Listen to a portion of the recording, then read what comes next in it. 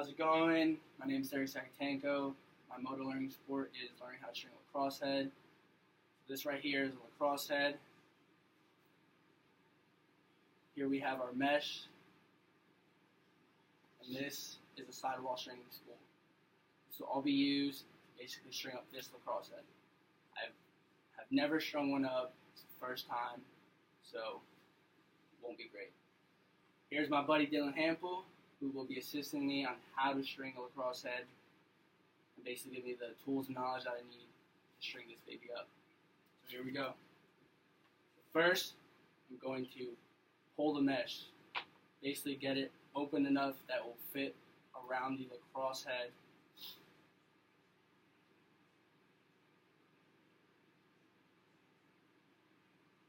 I think I might pause it and continue. And tell me if I'm doing anything wrong. That looks good so far. A lot of people when they string heads, the big problem is they don't really take the time to, really set it up properly. So stretching your mesh is very important for stringing a stick, just for the fact that mesh starts off very stiff. So obviously, from experience, you don't want a very stiff piece of mesh. About 10, 15 years ago, people used to just use hard mesh, but as the technology has changed, you want a softer piece of mesh. And really, for people that don't really understand lacrosse and the stringing aspect behind it, having a softer piece of mesh is just going to make your overall game better. It's going to having it softer is going to give with the ball better, so you're going to be able to catch more passes. You're going to be able to hold the ball better, which is really vital when you're playing in a game situation. You have people on your hands. The ball you want to have stuck in that mesh so you don't lose it easily. So this is a very important step that a lot of people don't want to take the time to do or just oversee it. So definitely glad we're doing this right off the bat. So yeah, typically once we stretch it out, man, I like to pull it. So grab one end and pull it over so you have it nice and straight. So top and bottom. Yep, there we go. Good. Now grab the very top of the mesh and the very bottom piece of mesh and then give it a good pull so you can kind of straighten it out. Perfect. Then grab the other side and do the same thing. So you're just keeping it nice and flat. Good. Now straighten it out one more time so we have it straight, sort of tightly bunched again. Perfect. Now for this, there's a lot of people also get a little confused on this too, is there's actually two separate, the top and the bottom of the piece of mesh are actually different. As you can see here, this right here is the 9 diamond row. As you see this, this is the 10 diamond row. As you can see, that is 10 diamonds across. So a lacrosse piece of mesh is 10 diamonds, but it alternates. It'll be 10, 9, 10, 9, all the way down. So when stringing a top string, we want to use the 9 diamond row. So as you can see, this is the 9 diamond row here. As you can see, that last diamond is actually split, that little point right there. So to start off the bat, we want to fold it back. So we want to have, there you go. Now fold it down so that 9 diamond row just one time, perfect. Yep, just like that, good. Now, really kind of run your hand across and make sure that that's locked in and all the diamonds are lined up perfectly. Good, there we go. Perfect. So now that we got our mesh prepared, now we're time to get strung up with it. So, Derek, when you want to start with your sidewall, in stringing, there is top string, but that's kind of weird. So typically, you just use sidewall for the top string. So sort of a rule of judgment I like to use is about from your fingertip length to your shoulder is roughly the amount you want to use. So good arm's length, but I like to add about an arm's length and a half. So just so you have a little bit more. Yep, so give a little bit more on that just so you have a little more room to work with. Good, there you go. Now what you want to do is Scissors. There we go. Scissors is essential as well as a lighter so you can get rid of the frayed ends. So yep, cut that nice. Perfect. Now what I like to do is my back end, now burn that a little bit. But you want to put on the blue part of the flame so it doesn't burn the string. Good. Then lick your fingers real quick and then just push it down nice and flat. Now with that, after we cut it, if we were not to light it, that would cause a lot of fraying, which we don't want. Now, for my stringing end, what I like to do is I like to go about 1/4 inch up and kind of go like this. So just give a little bit to it, hold it horizontally, and then get the part below the fraying end. So you basically creating a tip. Hold it up horizontally. Hold the string horizontally. Now pull your finger back a little bit. You don't want to be hitting that end. Just go right, go a little to the left of the end. There you go. Watch your finger there. Good. Yeah. Now really get that. It's gonna stiffen up there. Perfect. Do it a few more times. A little rotation, almost like a rotisserie chicken. Cooking it up. Perfect. Now, there you go. Good. Now, what you want to do is take your scissors and cut it at an angle. So that way you're going to have a tip, which is going to make it a lot easier for you to string and go through the hole. That was the sort of bad angle. But Yeah, that's all good. Just tip it again real quick and you'll be good to go.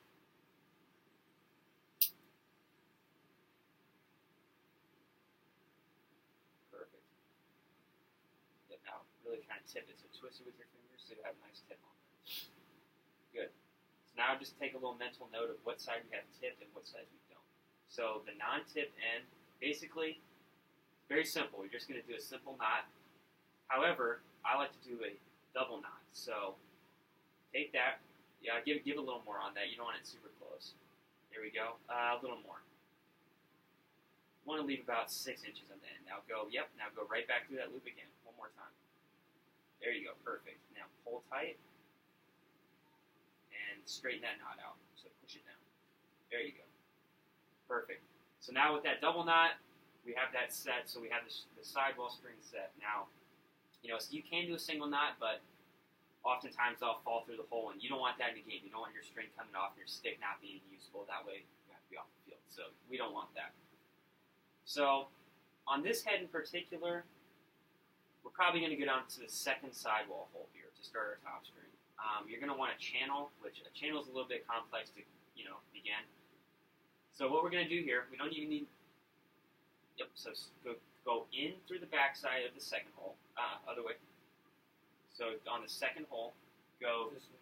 Yep. Go. Yep. There you go. Now pull all that tension through. Exactly. Pull that string all the way through. Very good. Now we're going to grab our mesh and lay it flat. There we go. So what you're going to do here, this is where it gets a little bit tricky for some people. You're going to go up and under this very first diamond here. So, yep, now that you have it through the head, go up and under. Good. Now pull that slack through. And then now what we're going to do is we're going to go over the head and back through that hole. So just wrap it straight through. So I'm going over here. Yeah, through that second hole. So, yep, just go straight through that second hole, just how you got it. And then go through that diamond one more time. So that same diamond we originally looped it through, pull it straight through. And make sure that diamond lays flat. Perfect. So now, give it a good pull. You want that tight. And then as you can see here, we have a little bit of a little knot tying down that side of the mesh. So now we have officially begun locking that mesh into the stick. We have that anchor knot in. Now, there are many different ways to do top string rather. I'm just going to do one of my personal preferences. So we'll get started on that now. So what we're going to do here is we're going to go through the diamond of mesh first. The next hole. Yep, the next hole, exactly. And now go through the back side of that. Good. Now this is where that tip comes in handy. It's a little bit tricky sometimes. Good. Whoops, my fault. I didn't explain that properly. Go up and through that hole, that little loop we've created. So we're basically creating almost an L formation with the mesh. Now pull that nice and tight. And now here's a little visual aid we like to look at. There we go. So now we got, as you can see, that sort of a L-shaped formation. That's our front end of our knot. Now, one of the visual aids we like to look at, Derek, is, as you can see this diamond split in two. You see that little margin right there? Yes. So now what we're going to do is we want to keep that in the center. We want to keep our right knot to the side of it. And then what we're going to do is the same thing now. So remember how we went through the diamond first? Mm-hmm. Now what we're going to do is we're going to go through the hole first. So just go straight through the hole. Now keep a little bit of tension on this loop. Okay? Now go up and under the diamond. So go through the back side, or the front side of the diamond rather. The same one? Yep, same one.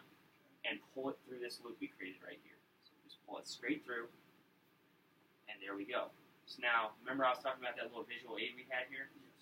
middle of the diamond is actually going to be encased by the left and right side of the knots. That's just going to ensure that we have the most optimal, center of the diamond. So that's going to be our perfect situation there. Perfect. Now give that a strong pull. And there we go. That's our first part of it. Now, as you can see here, we got 6 holes on the top string.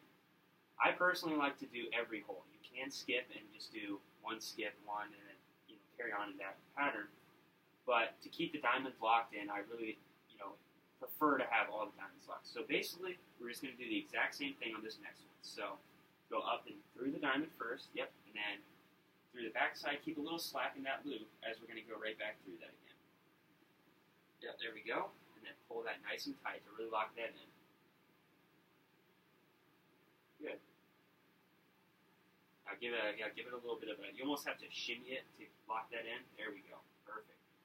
Now pull the mesh a little bit just to make the left side of the mesh, just to make sure we're locked in. There's our visual aid again. It's the center of the leg. Perfect. Now we're going to do the opposite of that again. So we're going to go through the hole,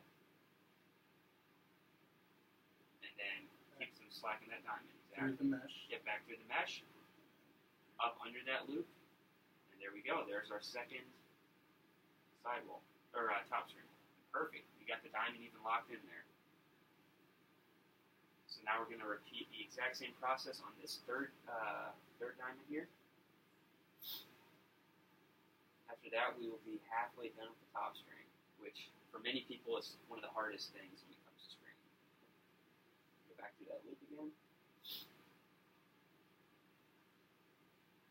And tension is really key when it comes to this. Obviously, if if the mesh loosens up a lot or the top string's too loose, it'll cause what we call click. So it's instead of the ball running off the mesh like this, the top of the scoop of the lacrosse head will actually cause the ball to hit off of that, which will cause inconsistencies when you're throwing and shooting. Which, again, as an athlete, and a lacrosse player, you don't want that.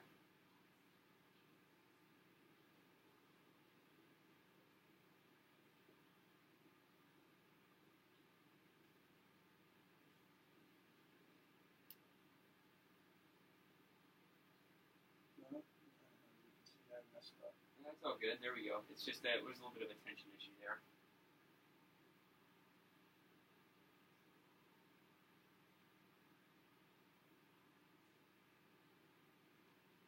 Yeah, just pull that through.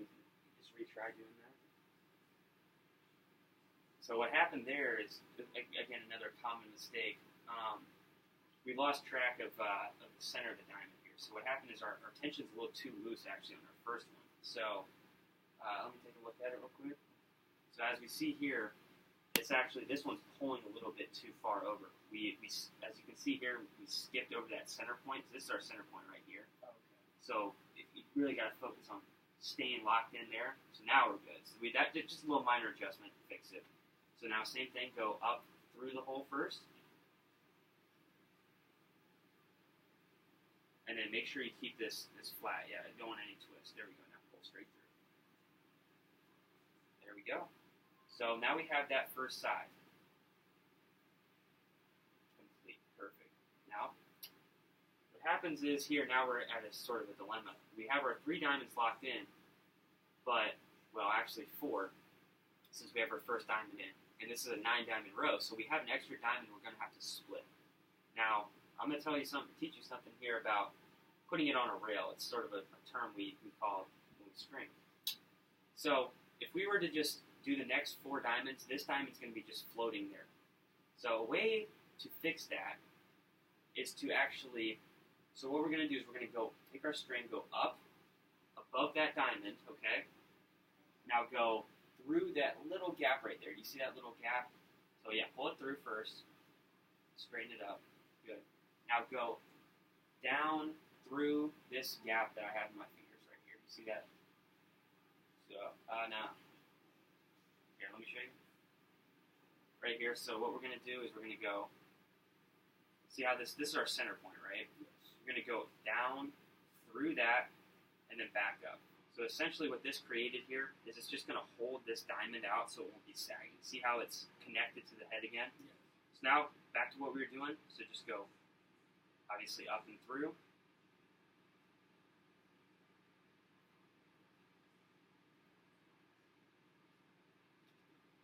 Connecting it in, and then back through the hole and through the side of the head.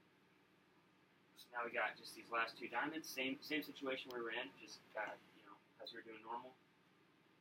So go under, through the diamond first, back up.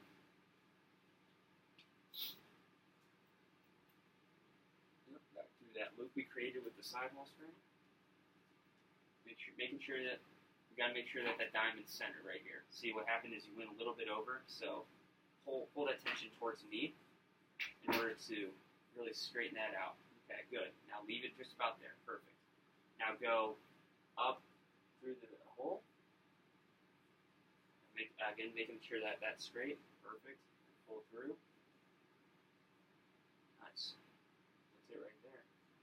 Now we have our last hole to do. Make sure that those diamonds are lined up a little bit better there. So pull that top diamond down a little bit. Just like that? Pull it down a little bit more so we aren't having any sort of issues there. Perfect.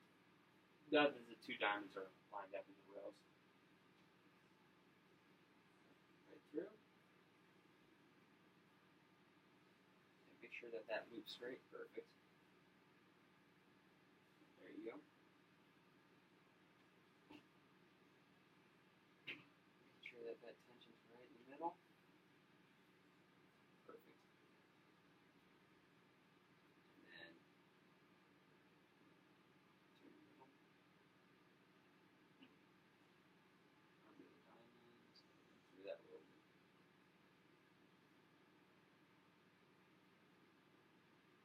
Perfect. So now we officially have all of our diamonds connected to the hole. Now the last thing we have to do, very simple, it's going to be the inverse of what we originally did, how we went through the hole, looped it around, and went back through. So now, this part does get a little bit tricky for some people. So now essentially what we're going to do is we are going to just go through that diamond, just go right through it. Perfect. Now remember we went on to our second hole, so pull it through the second hole.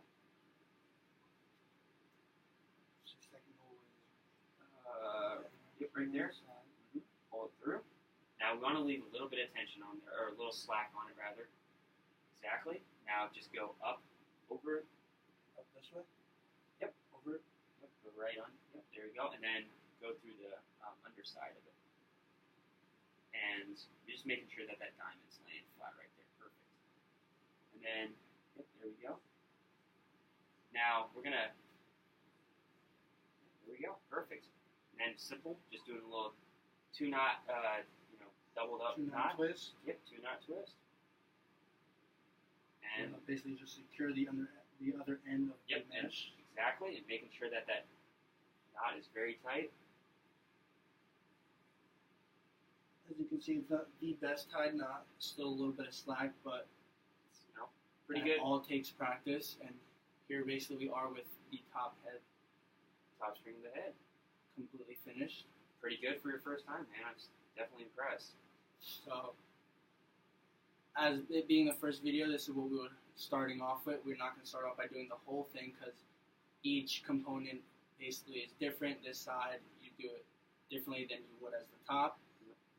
So, sidewalls get very complex. There's lots of different, variables that go into it. So, obviously, that'll be for a later video. Yeah. So this is the first try of me basically learning how to string, and I want to thank my partner here, Dylan Hampel, my teammate, a brother of mine, on basically getting me started. So, thank you, Dylan. I appreciate it. Thank you. Thank you, guys.